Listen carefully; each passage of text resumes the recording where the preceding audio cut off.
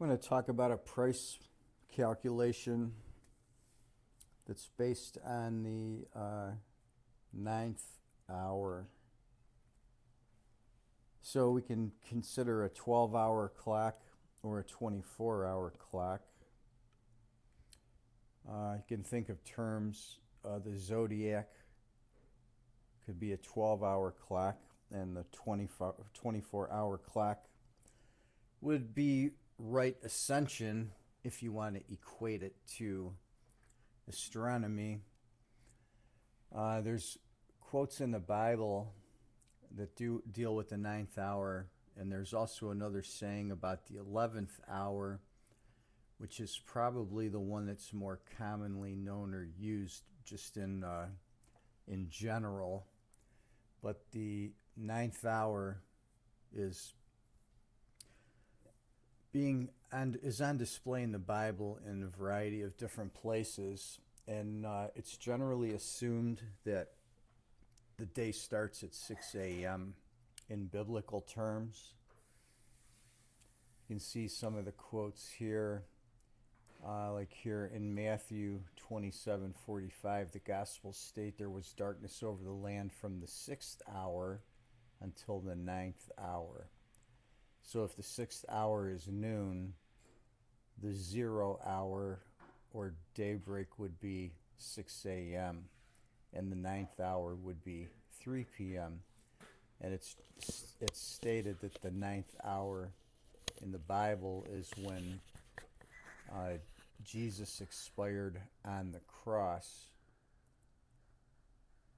So you can go through and see some different references here. It's also Jewish prayer time, and even in Cornelius in Acts 10:3, Cornelius was praying about the 9th hour of the day when he received a vision from the angel. So these things in the Bible are important, and they are useful, but you have to make the translation from what's being said in these stories to something applicable in the market.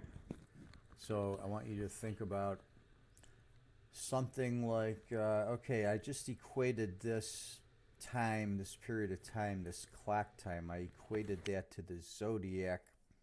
So if you were looking for 9 o'clock in the zodiac, you'd be at the 12-degree mark. And if you were looking at this from the point of view of right ascension, you'd be at the 9th hour increment there. So where else could you use this similar type of logic when looking at numbers and price relationships? Now I'm going to show an example from yesterday and early this morning of using this 9th hour projection. But there's one other thing. This 3 o'clock time period is mentioned once in Gann's tunnel book, and it's when he's talking about the enemy attack and the planes coming to attack Detroit, New York, and the East Coast. So he's using this as a sign of impending danger, or using it in a negative fashion. And what I'm going to do with this price calculation is use it on the intraday chart to find points in price that will end the downtrend, at least end the downtrend temporarily. So what you're going to see is the first time that these levels get hit, the first time a level gets hit, it's going to fire off and reverse the market. And this is very high percentage. So here's my rainbow multi-indicator chart. And what I'm doing here, I'm coming off of these highs, and I'm making this price calculation, and it's giving me a point where the market's going to reverse. So the first one is from yesterday, the night before, and into yesterday's trading session. And then I've got this one here. These two actually from the overnight chart. So the first one, I'm able to take this point here and project it, and it gives me this price level here marked by the first blue horizontal line. And that triggered off a reversal of 20 points or so.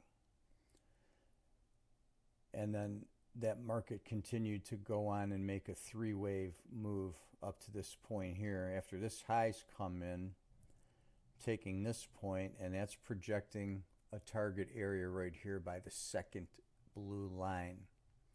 And that gives me a reversal here of 10 points.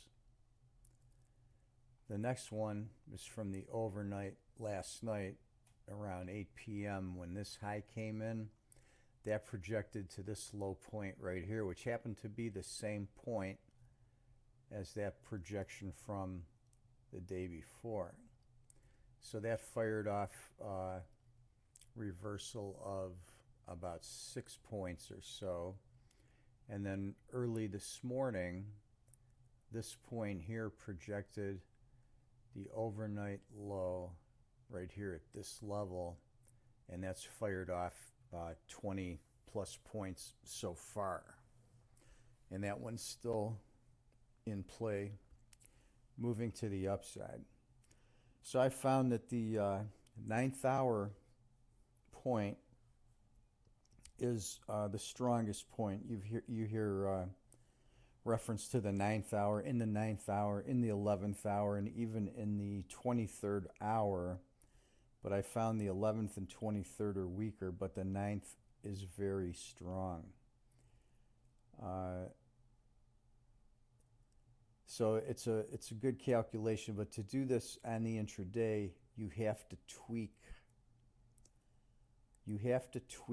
the number to get your projection to fit the time frame that you're trading in. So I would not use the same market number to do this on a daily bar chart. So you have to change your number around. Remember, in the Gann world, that we float the decimals. And floating the decimal has no impact on the number, but it's going to give us a different result. And we're going to be able to calculate, by floating the decimal, we're going to be able to calculate at different levels of time.